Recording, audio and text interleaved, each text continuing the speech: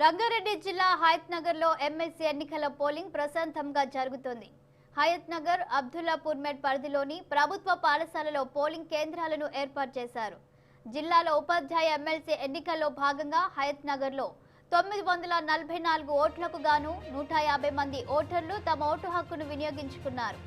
అబ్దుల్లాపూర్ మెట్ లో 2 పోలింగ్ కేంద్రాల పరిధిలో 726 ఓట్లు ఉండగా ఇప్పటి వరకు 85 మంది ఓటు హక్కును వినియోగించుకున్నారు.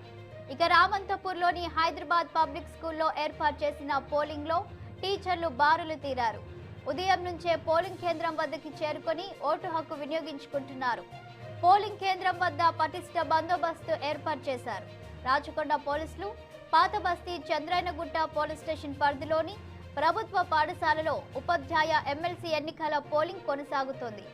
బూత్ నంబర్ 126లో దాదాపు 259 మంది ఓటు హక్కు వినియోగించుకోనున్నారు. స్వచ్ఛందంగా ఓటు వినియోగించుకునేందుకు పోలింగ్ కేంద్రం వద్ద భారీగా బందోబస్తు ఏర్పాటు చేశారు పోలీసులు.